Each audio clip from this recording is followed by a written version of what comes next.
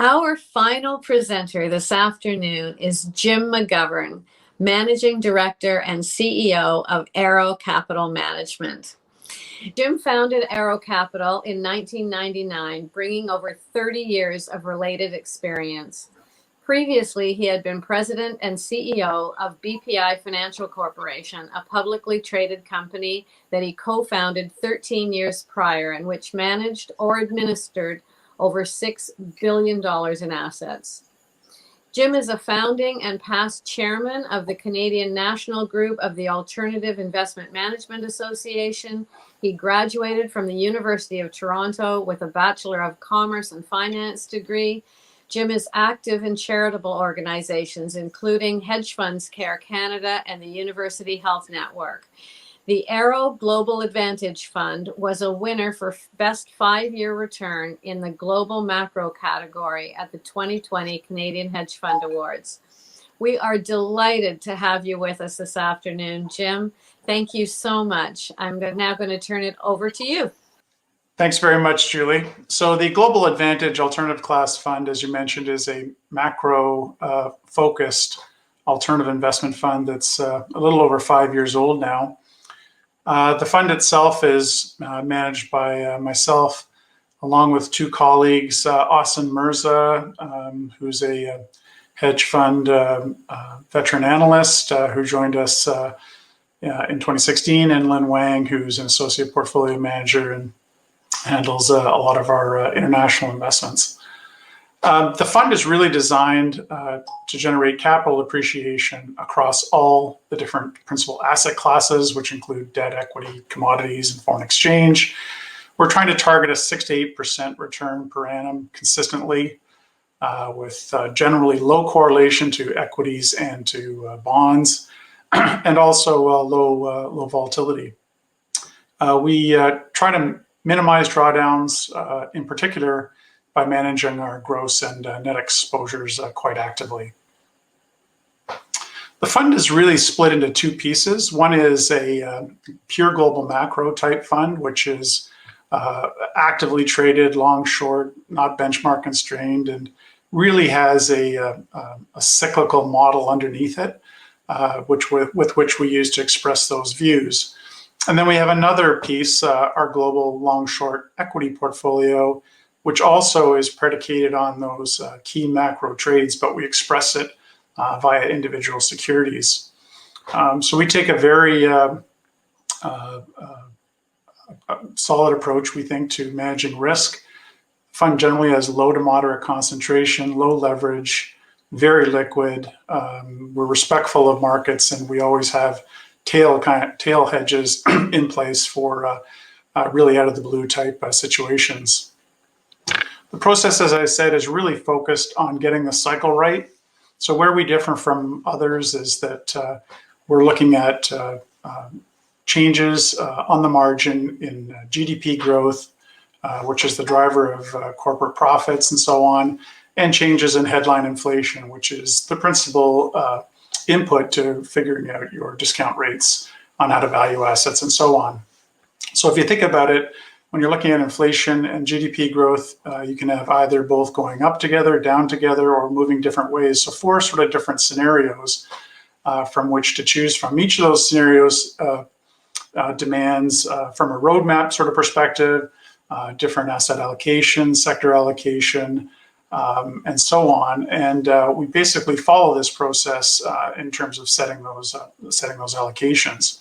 So once we have our view, which is determined by looking on forecasting rather only 1 to 2 quarters in advance. So these are shorter term forecasts that also have a higher degree of probability of being right.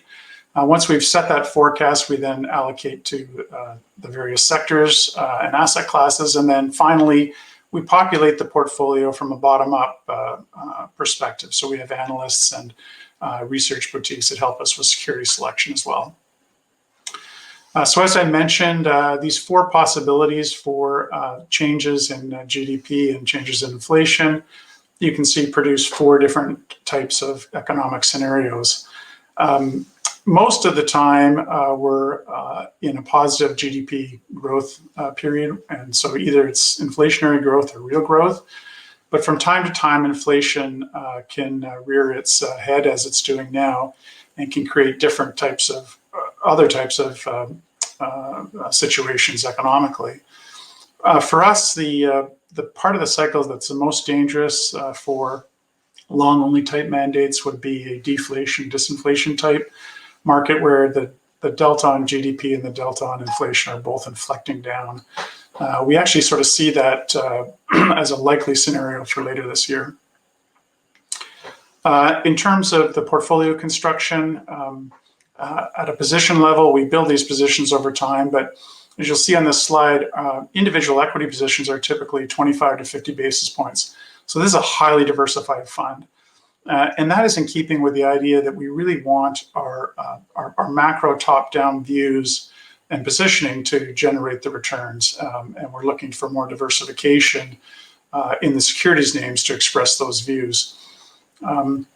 Individual position sizes are obviously monitored, but at a portfolio level, and importantly at a portfolio level, we maintain strict limits on gross exposure, net exposures. We have daily reviews in terms of portfolio volatility and correlation, just to make sure that the portfolio is positioned as we think it should be.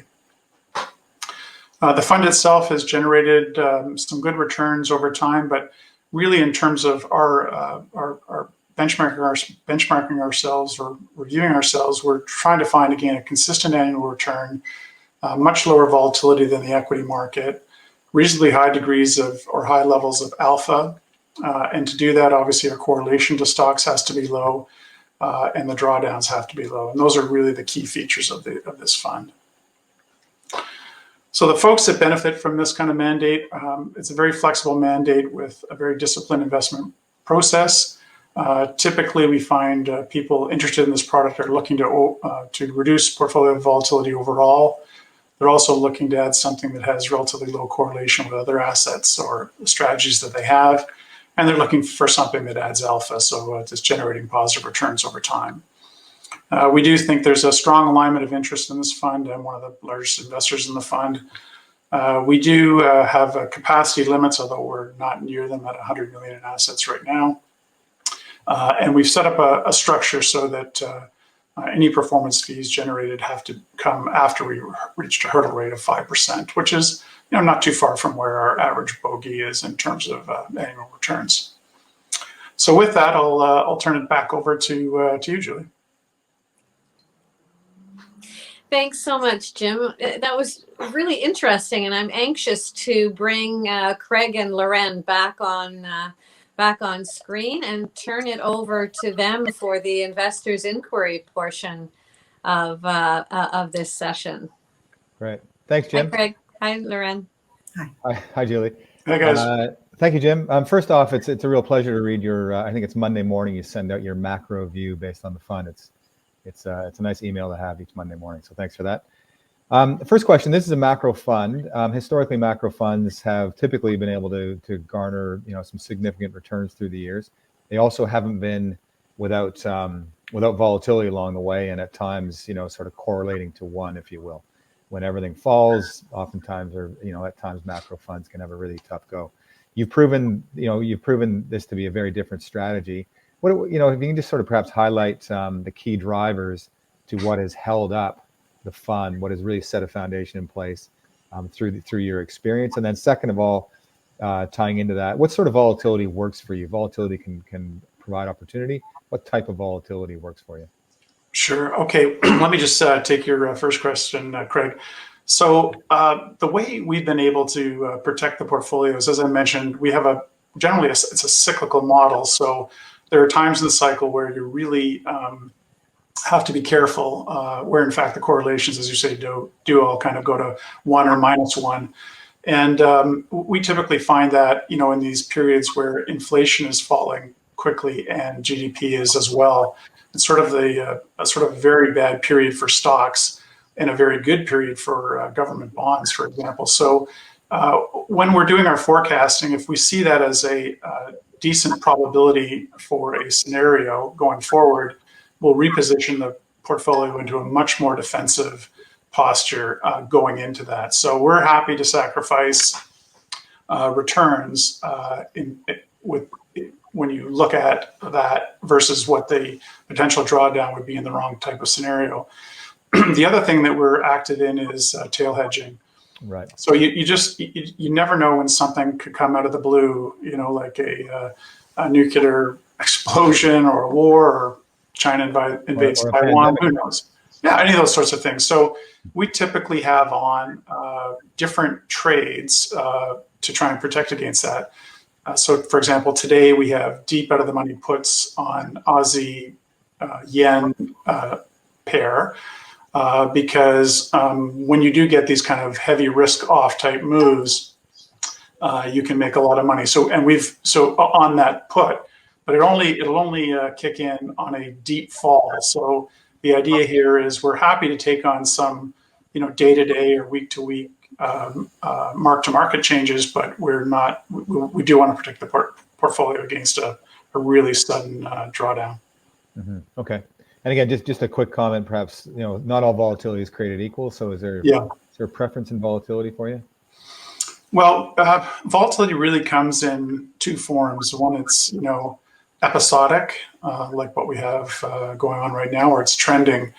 When volatility is trending down, it's it's one of the great things, right, for long-only investors in particular. And leveraged investors. Falling volatility allows people to put on more exposure, and it's almost like a self-fulfilling prophecy on the way up. Trending down is obviously not so good for equity. Trending up rather is not so good for equity investors. Our view is if you have volatility right now that's sort of range bound, and let's say we're talking about the S&P 500, somewhere between 20 and 30 on the levels, you can make very good money trading volatility and trading, and that would include either trading volatility outright itself and sort of VIX futures, could be in trading spreads around indexes, all kinds of different things, or even just trading around your core positions as they move. When it goes below 20 and is trending down, that's just generally not so good for alternative funds. We struggle because some of the trading profits that we could have collected just aren't present. And obviously, we had a tough period leading up to, say, the financial crisis, when volatility, say, on equities fell below 10. We don't think that's going to happen again. We think we're in a world that where macro is more and more important, and so we don't really foresee volatility going much below 15 ever again, or at least not for the next 10 years or so. Okay, great. Great, Jim. You talked a little bit about different cyclical periods, or deflation or disinflation versus inflation. Can you talk a little bit about, in a scenario where we have, say, low interest rates going forward, low inflation, versus interest rates starting to rise and starting to see inflation, how you might differ, do different things in the portfolio? Sure. So we would call those sorts of episodes phase transitions. So that would be where you're going from one economic environment, say real growth, into another environment, which is stagflationary scenario, where you've got growth falling but inflation rising. So again, we're looking always 1 to 2 quarters forward. We just simply use year-over-year change in data.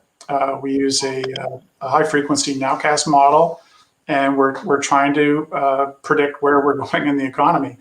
Our batting average around 75%. And so, for example, not to time date this presentation, but this summer, so starting in the third quarter of this year, we're projecting inflation to roll over, which is now trending higher. Our inflation number for Q2 is much higher than the streets right now. But for Q3, we see inflation starting to roll over and GDP rolling over. So this is the scenario that makes us nervous in securities markets, and we'll start positioning for that probably in April or May of this year. I hate to interrupt. I really do. And I can't believe that our time is up already, to be honest. But just before we wrap up, I want to ask Loren and Craig very quickly, to which type of client would you recommend the Aero Global Advantage Alternative Class, and how would you use it in your clients' portfolios? From my standpoint, I think this is a great example of adding diversity to a portfolio. You know, it's been said 1,000 times that diversity is the only free lunch in investing. And Jim and his team have created a unique, really interested, non-correlated, non-hitched to any sort of market return stream. And so, to add that in terms of our world, we will put that into what we refer to as the defensive bucket. You know, we're not big believers in owning bonds. This isn't a bond replacement, but it is a volatility replacement. And that's what we would section it into the defensive piece. Yeah, and I would agree with your comments, Craig. And I think too, it's for the investor who is really looking for something that has a lower volatility and some sense of predictability. If you're focusing on that 6 to 8% return, I think that again, it's for long-term investor, but the macro approach can really work. Great. Thank you, Jim, so much for being with us today and participating in this year's Winners Showcase event. We really appreciate it. It's been great to hear from you and about this particular Aero fund. Thanks, everybody. Really appreciate it. Thank you.